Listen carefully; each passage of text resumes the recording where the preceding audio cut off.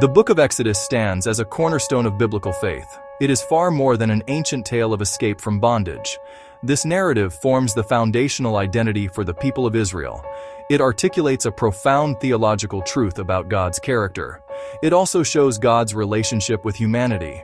The story shows a God who hears the cries of the oppressed. The same God intervenes in history to bring liberation.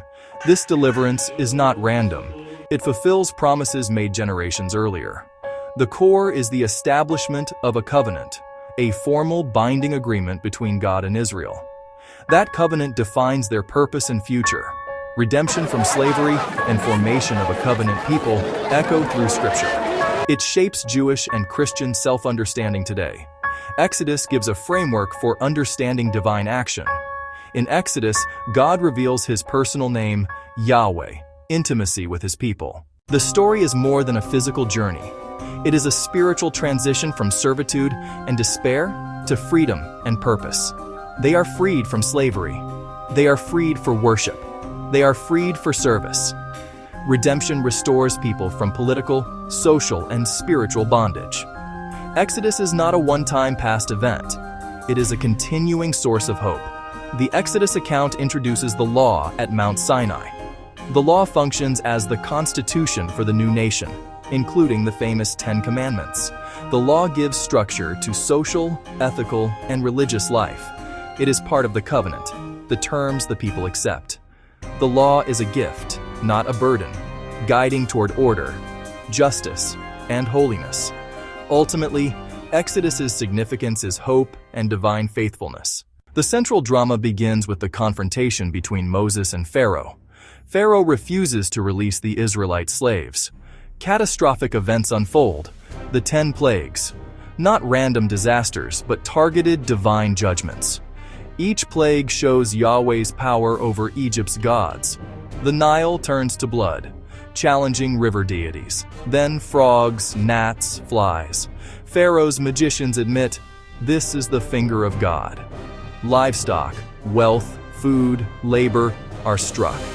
Boils afflict the people. Hail with fire devastates crops and shelters.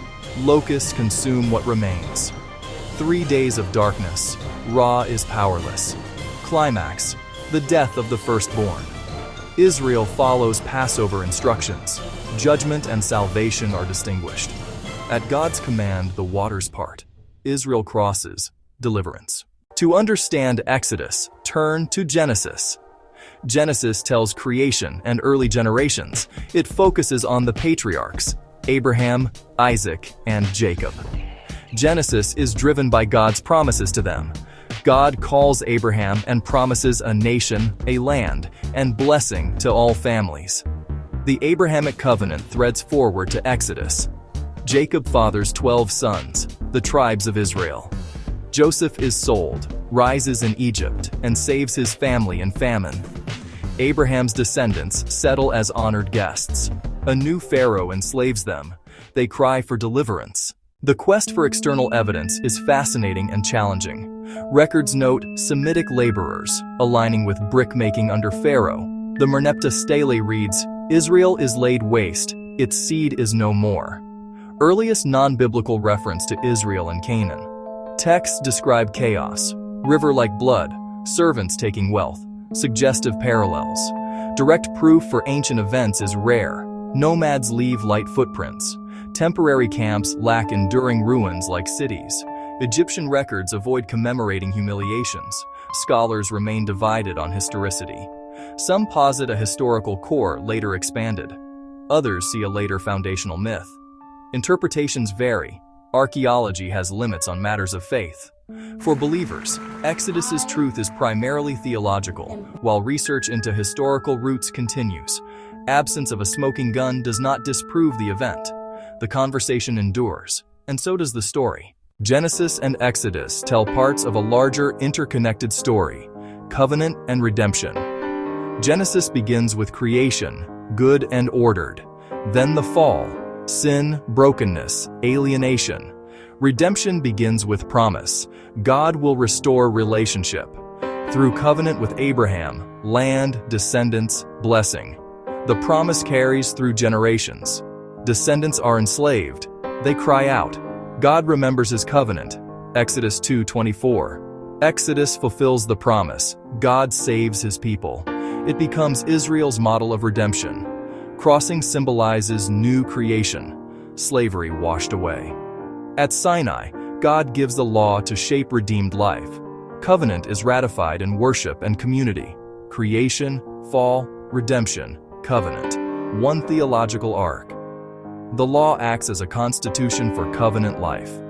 This narrative is foundational for Jewish and Christian theology. Within Judaism, Exodus is lived, especially at Passover. Families retell redemption so the past becomes present. First-person remembrance forms identity and solidarity. Ethically, do not oppress the stranger shapes care for the vulnerable. Today, genealogy surges, online records and DNA. People seek identity, connection, belonging. Christians read Exodus typologically, Christ our Passover, crossing like baptism, dying to old, raised to new. Exodus gains expanded meaning across traditions. These stories address origin, suffering, freedom, purpose.